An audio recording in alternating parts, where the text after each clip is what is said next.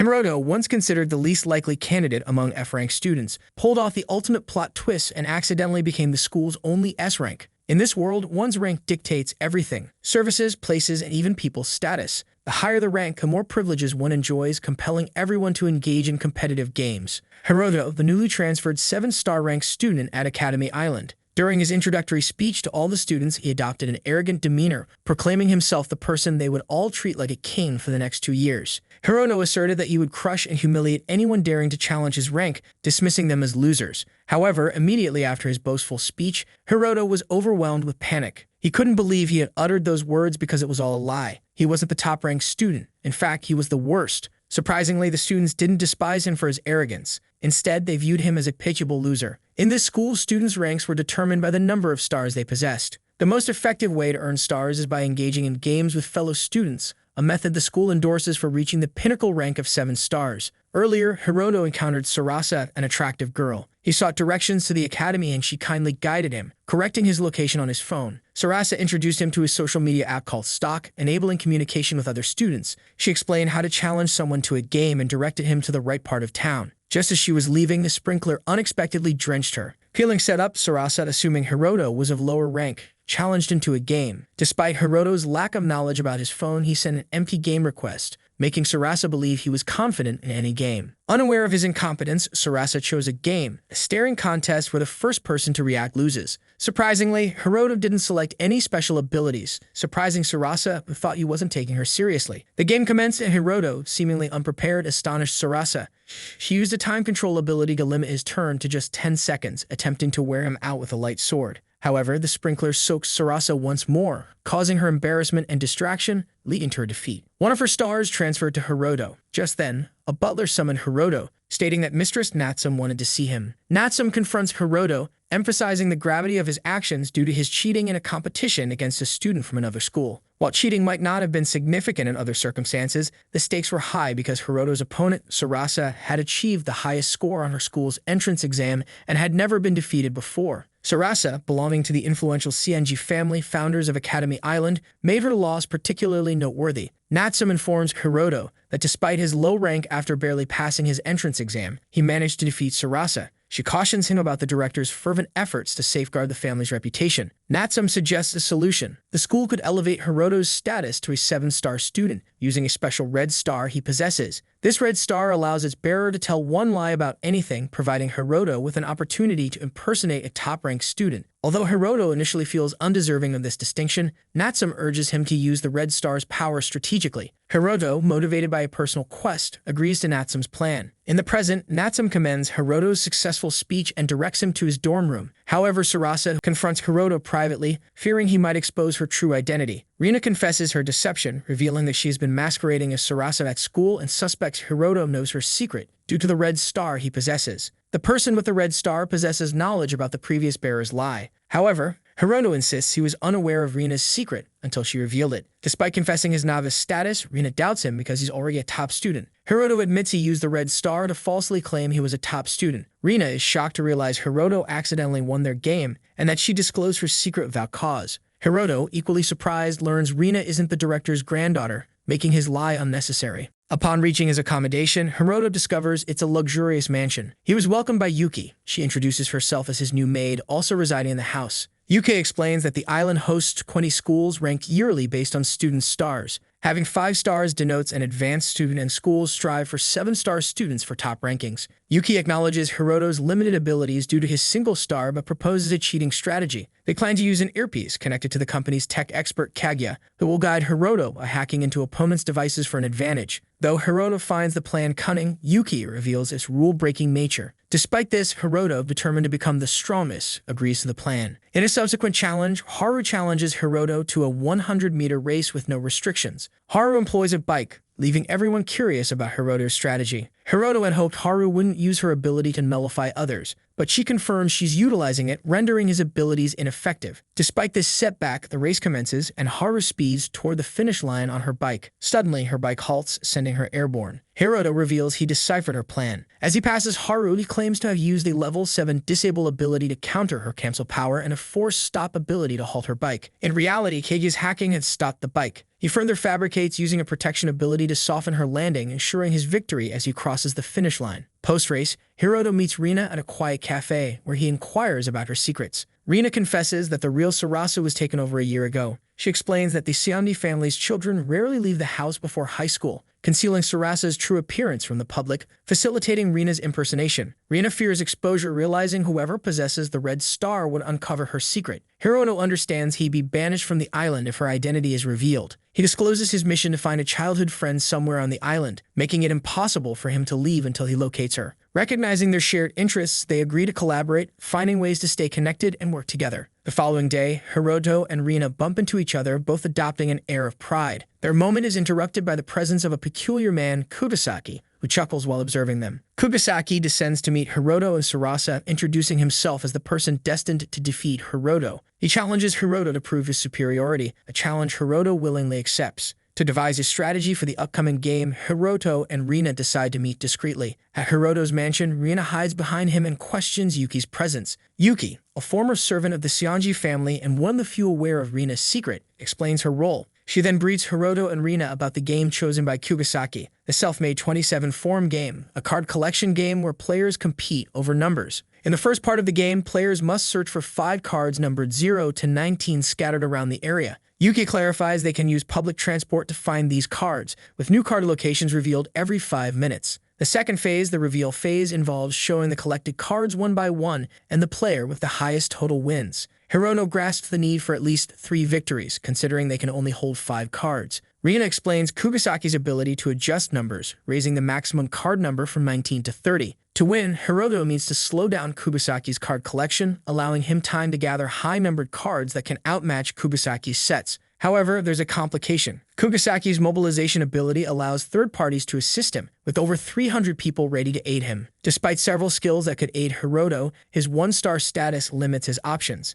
When Hiroto inquires about 1-star abilities, Yuki suggests the display bug, causing the opponent's device screen to glitch and providing false card coordinates. Another option is the luck ability, enhancing the chances of finding higher-numbered cards nearby. On the day of the game, they kick off with the card collection phase. Hiroto activates the display bug and employs the luck ability, pinpointing cards 14 and 17 in proximity. Yuki advises him to go for card 14 first, exploiting a fake bus route she has arranged. Moments later, Kugasaki secures a card, leaving Hiroto baffled since the bug should have disrupted Kugasaki's screen. A minute later, Yuki informs Hiroto that Kugasaki has obtained a second card. Hiroto is perplexed as his phone still displays the same number of cards. It turns out Kugasaki had grabbed a card whose location hadn't been revealed yet. Just as Hiroto was about to question Yuki about Kugasaki giving up on the numerical adjustment ability, his call with her is abruptly cut off and he finds himself on the line with Kugasaki. Hiroto queries Kugasaki about their communication method, to which Kugasaki reveals he's utilizing the Blackwing's ability to converse remotely, his laughter echoing ominously. Kugasaki boasts confidently about winning the game. He then informs Hiroto that he has only 2 seconds left before disconnecting. Puzzled, Hiroto soon realizes that 5 minutes have passed without a new card location being announced. It dawns on him that Kugasaki has already acquired the card that was supposed to be revealed next,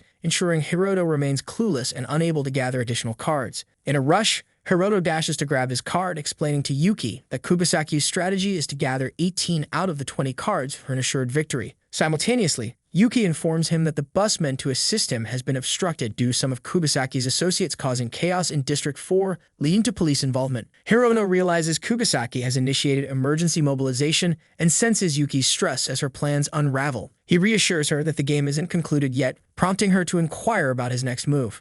Hiroto secures the card numbered 14, contemplating that even if he reaches the next location, Kugasaki might outpace him. While pondering his next move, Asaka arrives, ready to drive him to his next destination using his device. Following the signal of the second card, Hiroto is shocked to find it suspended in midair. He manages to grab it but tumbles down a flight of stairs in the process. Meanwhile, the arena scoreboard displayed Kugasaki in the lead with 10 cards, leaving Hiroto with only 2. Suddenly, the score updated, indicating Kugasaki had obtained yet another card. Upon regaining consciousness, Hirono realized his earpiece, his connection to Yuki, was missing, leaving him uncertain if Kurosaki had already acquired 18 cards. Suspecting a broken arm and despite his injuries, he remained determined not to surrender. Rian appeared, urging him to seek medical help, noticing the blood on his forehead. Despite the setback, Hirono refused to yield, his determination fueled by the unmet goal of finding his childhood friend. When Rina tried to convince him to stop, he insisted he couldn't back down, emphasizing the consequences she would face if he lost. As he prepared to leave, she confessed that the story about Sarasa's kidnapping was fabricated. Demanding an explanation, Rina revealed she had staged Sarasa's kidnapping, bringing her to the mainland because Sarasa desired to attend a regular school. When questioned about why she hadn't shared this truth with Yuki,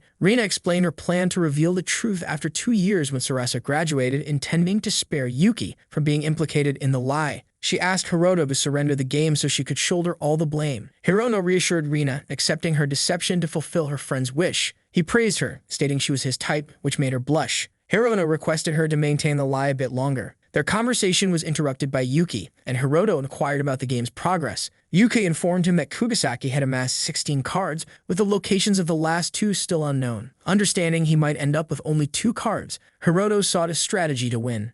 Hirono asked if there was an ability to change the game rules. Rina mentioned an ability called Rule Breaker, accessible only to players with 6 stars or more. Hirono disregarded the star requirement, desiring knowledge of the ability's existence. Returning to the arena for the revealing phase, Hirono presented his number 14 card but accidentally dropped his phone. Kurosaki celebrated his seeming victory, and the announcer began to declare him the winner. However, Hirono interrupted her, questioning Kurosaki about the rules to conclude the game. Kurosaki asserted that the winner was declared in the reveal phase, but Hirono clarified he meant the conditions to end the game, not just win it. Kurosaki explained the game concluded when both players ran out of cards or when one player won one more round. With a smirk, Hirono pointed out that Kurosaki had missed the crucial detail, leaving Kurosaki bewildered as he checked his device. Kurosaki was stunned to discover that the rules for ending the reveal phase had been altered. It now concluded when one player ran out of cards, not both. Furthermore, Hirono had displayed his cards first and discarded his number 14 card before dropping his phone. Kurosaki was shocked to realize that Hirono had utilized the Rule Breaker ability, even though he had no cards left.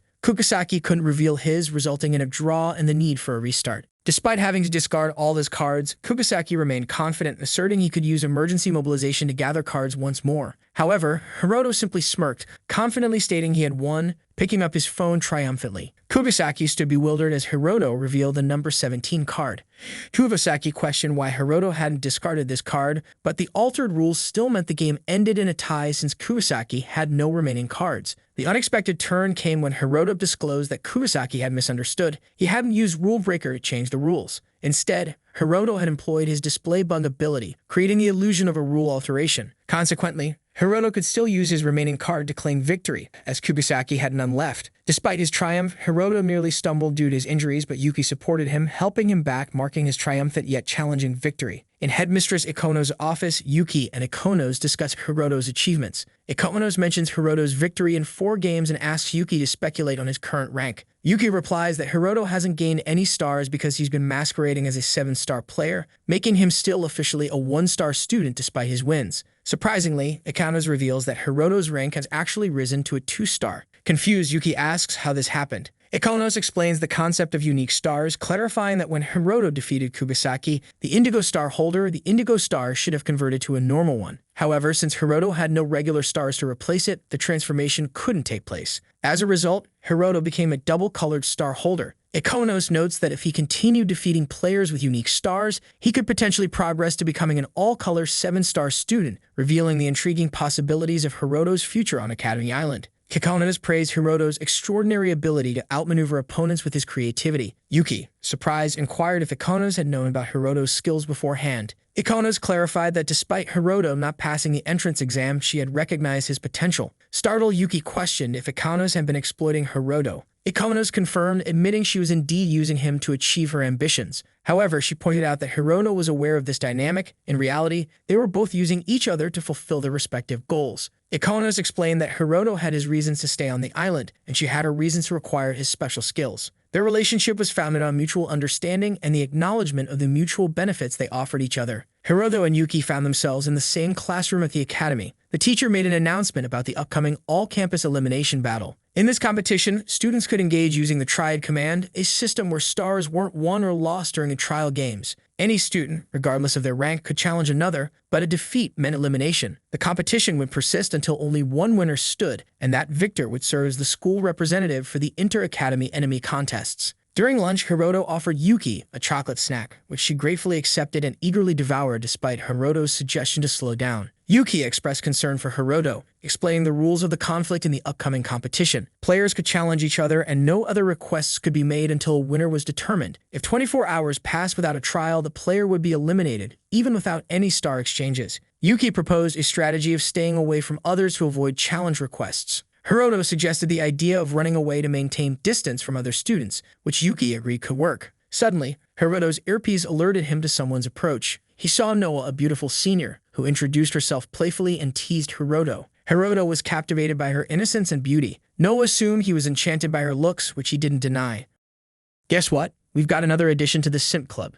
Say hello to our newest Simp recruit. One more character lost. So that's where our recap wraps up. I realize it's a bit brief, but because of limited time, I had to keep it short. But don't worry, this recap is complete. The video isn't over yet. Make sure to watch the next recap, filled with action and adventure. The story starts with a man sprinting through a chaotic city engulfed in turmoil. The streets are filled with mayhem as the zombie apocalypse unfolds around him. The man feels overwhelmed as he is relentlessly pursued by hordes of zombies, believing that his existence has transformed into an unbearable nightmare. However, it is revealed that this intense scenario is merely a scene from a movie. Meanwhile, we are introduced to a boy named Akira who daydreams about living in such a post-apocalyptic world rather than continuing his monotonous office job. It is almost 4 a.m., and Akira contemplates going to sleep since he has to work soon. However, he wishes that he could avoid going to work and eventually loses consciousness. 3 years prior, we witness Akira embarking on his new job at a production company. With enthusiasm, he introduces himself to his colleagues and discovers a positive atmosphere among them. This opportunity is Akira's dream job, and he is eager to dive into his tasks. The boss guides him to his desk and introduces him to his department chief. Akira envisions himself working on significant commercials and even meeting famous personalities along the way. As fate would have it, he encounters a charming girl who accidentally bumps into him. Without hesitation, Akira promptly assists her in gathering her belongings. The girl introduces herself as Tori from the accounting department, expressing her willingness to provide assistance whenever needed. She wishes him luck on his first day, leaving a pleasant impression on Akira. During the evening, Akira joins his colleagues for drinks, allowing them to get to know him better. They discover that he attended a particular school and has a strong passion for rugby. Impressed by his background, they believe he will be a valuable addition to their team. While conversing, Akira and Tori exchange meaningful glances, and he finds her incredibly charming. As the night progresses, Akira eagerly anticipates reconnecting with his colleagues the following day. However, without warning, they all rise to their feet, preparing to return to the office. Despite the late hour, they continue working, revealing that it is already 2 a.m. As Akira experiences the unusual behavior of his colleagues, he grows increasingly concerned that something is amiss. However, his coworkers seem to treat the situation as normal. Gradually, he finds himself pulling an all-nighter, even resorting to sleeping in the office. This pattern continues the following evening, and Akira begins to question when he will have the opportunity to go home. Unfortunately, he ends up enduring another sleepless night until finally, 2 days later, he is allowed to leave. Exhausted, he returns home and collapses on his bed, realizing that he is being exploited by the company. The next morning, at 6 a.m., he awakens, barely functioning, and starts to wish that he didn't have to work under such conditions. However, he swiftly motivates himself, reminding that he needs to persevere and work hard, considering it the job he has always desired. As Akira prepares to head to work, it is revealed that the company boasts seemingly positive employee policies, including annual paid vacations and mental health days. However, it becomes apparent that none of the employees have ever taken advantage of these benefits. Instead, they engage in a competitive culture of unpaid overtime, vying to accumulate the most extra hours worked. Despite having worked at the company for 5 years, Akira remains severely underpaid. His colleagues have all begun to experience health issues, and the chief exhibits a volatile temper, frequently subjecting them to berating and even causing some to cry. Nevertheless, Akira perseveres and enters his 2nd year of employment. However, his health starts to deteriorate, resulting in neglect of his personal hygiene. To add to his burden, he is informed that one of his colleagues has quit, leaving him to take over the additional workload. The thought of having to pull yet another all-nighter fills him with dread. Amidst this challenging environment, Tori emerges as his sole source of encouragement. She notices his overwhelming workload and surprises him with food to uplift his spirits. However, their interaction is cut short as Tori is summoned away by the boss, revealing that she is his mistress, creating a complex dynamic in the workplace. As Akira finishes work well past the usual hours, he begins to question why he continues to remain employed at the company. The thought of seeking another job crosses his mind, but he feels trapped, believing he doesn't have the time to search for new opportunities. He contemplates how his team would react to covering his workload if he were to leave. In his third year at the company, Akira faces a daunting challenge with an impossible client. This client insists on rewriting the scenario to include the director's nephew, despite having gone through 5 previous revisions. Akira expresses the impossibility of the request, but the client threatens to take their business elsewhere. Faced with no other choice, Akira reluctantly attempts to find a way to accommodate the client's demands, putting in extra effort to salvage the situation. As the pressure mounts, Akira becomes acutely aware that the company lacks the necessary budget to accommodate the requested changes. He finds himself nearing his breaking point, feeling overwhelmed by the dire circumstances. The office environment remains just as disheartening, further exacerbating his distress. In the depths of his despair, he contemplates ending his life to escape the burdens of work. Returning home, Akira continues to toil away, consumed by his thoughts. A news report about an outbreak catches his attention, momentarily distracting him from his troubles. Exhausted, he collapses, secretly wishing he could simply never wake up again. However, his alarm disrupts his yearning for respite, signaling the start of another workday. In a daze, he mechanically prepares himself for the office. While attending to his daily routine, Akira realizes he has an unpaid bill and decides to seek out the building manager. However, when he arrives at the manager's residence, there is no response to his knocks. Anxious about being late for work, Akira eventually discovers the shocking truth. The building manager has transformed into a zombie. It is in this moment that he finally comprehends the gravity of the situation unfolding around him. As the manager-turned-zombie closes in on him, Akira instinctively flees, but soon finds himself pursued by a horde of zombies. In his desperate escape, a door unexpectedly opens before him, and he rushes through, only to realize that everyone he encounters has also succumbed to zombification. Confused and overwhelmed, Akira contemplates his options. While he initially worries about being late for work, the chaotic scene outside makes him realize that he no longer needs to fulfill his work obligations. This newfound freedom fills him with a sense of liberation as he evades the pursuing zombies. As he continues running, a wave of realization washes over Akira. His once dark world has transformed into a vibrant tapestry of colors and possibilities. Reveling in his newfound day off from work, he leaps away from the clutches of the zombies, feeling a renewed zest for life. With a sense of liberation, he leaps over a fence, granting himself a moment of respite. Now faced with the question of how to spend his time, he ponders the idea of going on a holiday, engaging in adventurous activities like skydiving, or simply indulging in a movie marathon to savor the freedom he now possesses. Filled with a newfound sense of freedom, Akira realizes that he finally has the opportunity to pursue his long-held desires. However, amidst his excitement, thoughts of Tori's safety invade his mind, despite her involvement with the boss. Determined not to have any more regrets, Akira resolves to confess his feelings for her. Navigating through the city on his bike, skillfully evading the zombies, he relies on the company's emergency contact list to locate her apartment. Arriving at Tori's door, a wave of nervousness washes over him. He hesitates, fearing that showing up unannounced might make him appear creepy. However, he reassures himself that he is merely checking up on her well-being. To his surprise, he finds the door unlocked. He calls out for Tori, but his attention is drawn to another pair of shoes, a sign of someone else's presence. With growing concern, he spots his boss standing before him, but the boss begins to undergo a dreadful transformation into a zombie. In a moment of bravery and frustration,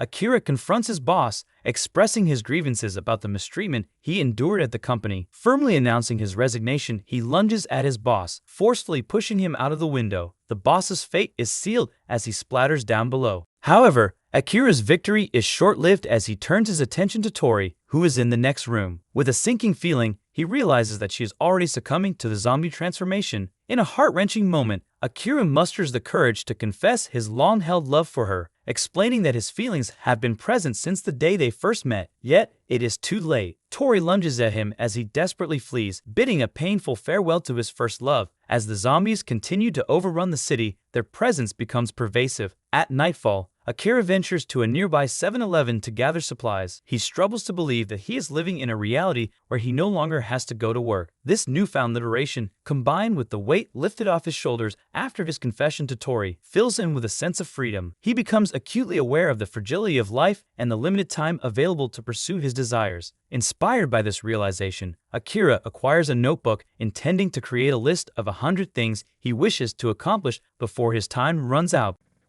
Episode 2. While Akira sat comfortably in his office, his boss yelled at him, dismissing his fever as insignificant. The boss declared that no one could leave until the job was completed, even if it meant working until they were exhausted. The relentless shouting from his boss jolted Akira awake, causing him to panic momentarily. However, as he gradually calmed down, he remembered that he no longer had to work. He stretched out on his balcony, appreciating the pleasant weather and eagerly looking forward to enjoying his vacation. Akira began his day by tidying up his apartment, discarding his trash by tossing it from the edge of the building. He diligently cleaned every nook and cranny, even going as far as polishing his toilets. The act of cleaning after 3 long years brought a sense of refreshment to him. He rewarded himself by cracking open a beer, relishing the freedom to enjoy a morning drink. It dawned on him how wonderful it felt to skip work and savor such simple pleasures. In that moment, he thought to himself that this must be what heaven feels like. However, as he indulged in his moment of bliss, a news report unfolded on the television, revealing the widespread chaos and fires engulfing the city. As the reporters on television struggled to deliver the news, it became apparent that all internet and telecommunication services had ceased to function. No updates were available from the government, leaving everyone in the dark. Suddenly, the broadcast abruptly cut off, further intensifying the sense of uncertainty. Akira contemplated the unknown future but made a conscious decision to put aside his worries and simply enjoy the day. He yearned to embrace his carefree side, but his plans were interrupted by a sudden realization. He had run out of beer. It seemed like the worst timing, as all he wanted was to relax and indulge.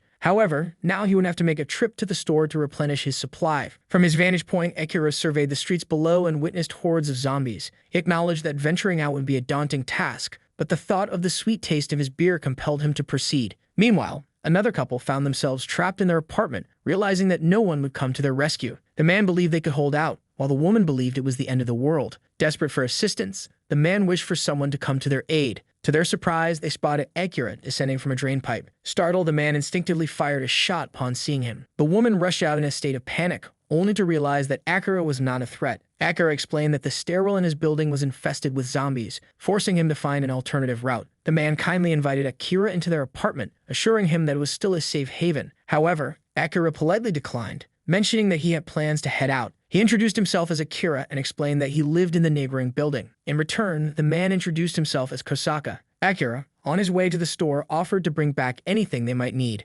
Kosaka requested some food while the woman asked for toilet paper. As Akira pedaled away on his bike, he noticed the growing number of zombies pursuing him. Even though he knew the risks of being surrounded, he was determined not to go without another beer, even if it meant being eaten. He managed to reach the 7-Eleven, but his attention was caught by another bike equipped with a camera, giving him a sense that he was being observed. Despite the eerie feeling, Akira cheerfully sang to himself, anticipating the joy of grabbing another beer. However, his excitement turned to surprise as he noticed another person inside the store. Akira couldn't help but feel surprised when he spotted an adorable girl inside the store. An embarrassing thought crossed his mind that she might have overheard him singing earlier. Determined not to frighten her away like he did with Kosaka, he decided to act composed and strike up a conversation. Casually, he mentioned his predicament of running out of beer. However, to his disappointment, the girl simply walked away without responding. With a newfound confidence, he mustered the courage to ask if they could exchange contact information. As the girl checked her phone, reviewing the footage from her camera, she took note of the items Akira was purchasing. In her mind, she believed he was risking his life for something non-essential, interpreting it as his inability to assess risks properly. This led her to the conclusion that teaming up with him would only diminish her chances of survival. Just then, zombies managed to infiltrate the store, prompting Akira to instinctively rush to protect her. However, the girl swiftly pulled him back, saving them both from the incoming danger as a truck unexpectedly crashed through. Akira stood there in shock, looking at the girl who had acted decisively. While Akira attempted to express his gratitude, she swiftly left the scene. Although his bike was destroyed, Akira couldn't help but think about her perspective on risk assessment. Despite that, he found her actions rather impressive, leaving him with a lingering hope of crossing paths with her again in the future. As the zombies slowly approached him, Akira pondered how he would return without his bike. Fortunately, luck was on his side as he stumbled upon a scooter. Riding back, he reflected on how the outbreak had occurred during rush hour, leaving plenty of bikes and scooters abandoned with their keys still in them. Curiosity sparked within him, wondering if he could find an even better mode of transportation. Eventually, he swapped the scooter for a motorbike.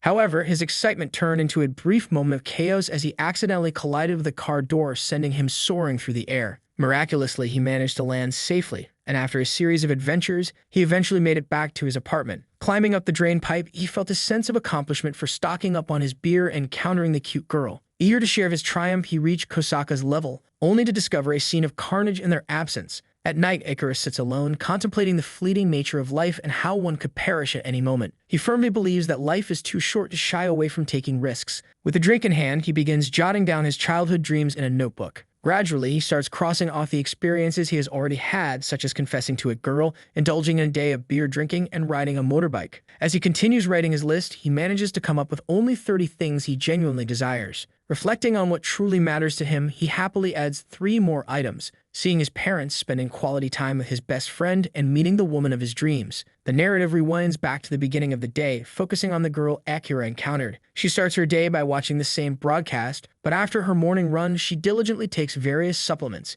indicating her conscious effort to maintain her well-being. Despite her unsuccessful attempts to reach her office in Los Angeles, the girl realizes the severity of the situation. In response, she creates a list of essential items necessary for her survival. Using her binoculars, she carefully observes the zombies, categorizing them into 2 types: those that walk and those that run. Taking note of the numbers in each category, she believes that being able to identify the type of zombie one encounters can significantly improve the chances of survival. Recognizing the urgency to gather supplies before the zombie population increases, she plans to scout different neighborhoods to determine the safest option. Upon arriving at the 7-Eleven, she sets up her camera, preparing to document her gathering of essential items. While contemplating whether to indulge in a sweet treat, the girl restrains herself, acknowledging its non-essential nature given the circumstances. Her attention is caught by the sight of Akira approaching, surprising her with the realization that there is another survivor. However, upon observing zombies trailing behind him, she becomes more determined to escape the area as quickly as possible. She doesn't hold him in high regard, questioning how someone like him could have managed to survive. Hearing a car horn in the distance, she becomes concerned that it will attract even more zombies. Focusing on her escape plan, she notices the truck losing control and crashing through, providing her with the perfect opportunity to make her getaway. She safely returns to her apartment, relieved that she managed to gather all her necessary supplies. Analyzing the encounters she had with various types of zombies along the way, she finds herself perplexed when she comes across Akira again, struggling to comprehend his apparent happiness over a beer in the midst of the ongoing emergency situation. Reflecting on the missed opportunity to indulge in the sweet treat, the girl finds herself longing for it, wishing she had taken it when she had the chance. However, her thoughts quickly shift to her own extensive checklist, a compilation of 100 tasks designed to ensure her survival and safeguard her sanity amidst the relentless zombie apocalypse. This comprehensive list acts as her compass, guiding her towards activities and objectives that preserve her mental clarity, ward off despair, and shield her from the mindless existence of the undead. Don't forget to give this video a thumbs up and explore our other fantastic recaps.